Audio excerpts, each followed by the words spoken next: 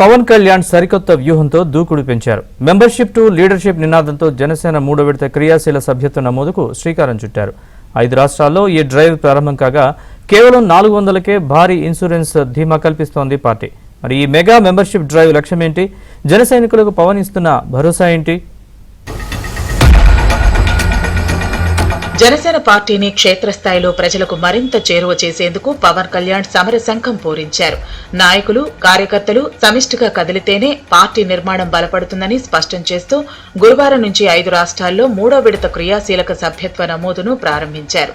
ఆంధ్రప్రదేశ్, తెలంగాణతో పాటు మహారాష్ట్ర, తమిళనాడు, కర్ణాటక రాష్ట్రాల్లో పార్టీ ఆవిర్భావ దినోత్సవం లక్ష్యంగా ఈ భారీ డ్రైవ్ నిర్వహిస్తున్నారు.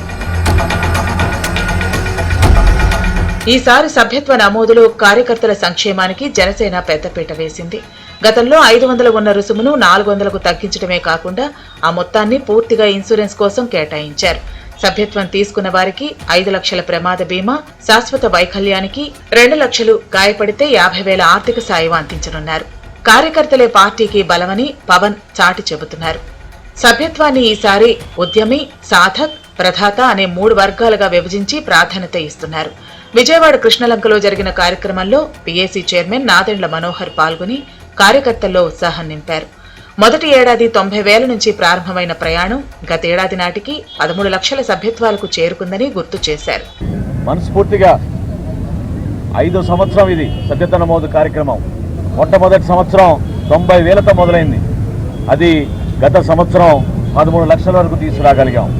ఈ రోజున ఒక పండుగ వాతావరణంలో రాష్ట్రం మొత్తంలో ఎక్కడ చూసినా కూడా, ఏ నియోజకవర్గంలో చూసినా కూడా మా సాధకులు ఎవరైతే కష్టపడి పార్టీ గురించి, పవన్ కళ్యాణ్ గారి నాయకత్వం గురించి, కూటమిలో మేము చేస్తున్న కార్యక్రమాల గురించి అహర్నిశలు ప్రజల్లోకి తీసుకెళ్లగలుగుతున్నారో వాళ్ళందరికీ ఒక బాధ్యత అప్పచెప్పి సభ్యత్వ నమోదు కార్యక్రమంలో ఎక్కువ మంది చేరే విధంగా ఒక బాధ్యతగా తీసుకుంటూ ముందుకెళ్తున్నాం. గత 5 రోజులుగా పిఠాపురంలో విజయవంతంగా కొనసాగుతున్న సభ్యత్వ నమోదును గురువారం నుంచి 5 రాష్ట్రాల్లో మార్చి 10 వరకు కొనసాగించాలని పార్టీ శ్రేణులకు ఆదేశాలు అందాయి. ఎమ్మెల్యేలు, ఎంపీలు, రాష్ట్ర కార్యవర్గ సభ్యులు స్వయంగా రంగంలోకి దిగి సభ్యత్వ నమోదును పర్యవేక్షించనున్నారు. ముఖ్యంగా కూటమి విజయంలో అహర్నిశలు శ్రమించిన జన సైనికులు, వీర మహిళల కృషితో ఈసారి సభ్యత్వాల సంఖ్య భారీగా పెరుగుతుందని ధీమా వ్యక్తం చేస్తున్నారు. విజయవాడ ఈస్ట్ లాంటి చోట్ల సభ్యత్వం 10 పెరగటమే ఇందుకు నిదర్శనమని నాదెండ్ల మనోహర్ తెలిపారు. మార్చి 14న జనసేన 13వ ఆవిర్భావ దినోత్సవ సభను అత్యంత ప్రతిష్టాత్మకంగా నిర్వహించేందుకు ఏర్పాట్లు జరుగుతున్నాయి.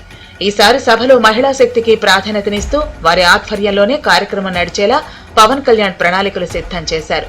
సభ్యత్వ నమోదు ప్రక్రియ ముగిసిన వెంటనే దీనిపై అధికారిక ప్రకటన వెలువడనుంది. మరి ఈ మెగా మెంబర్షిప్ డ్రైవ్ తో జనసేన పార్టీ ఆంధ్రప్రదేశ్ రాజకీయాల్లో ఏ మేర జన సైనికులను పెంచుకోబోతోందో చూడాలి.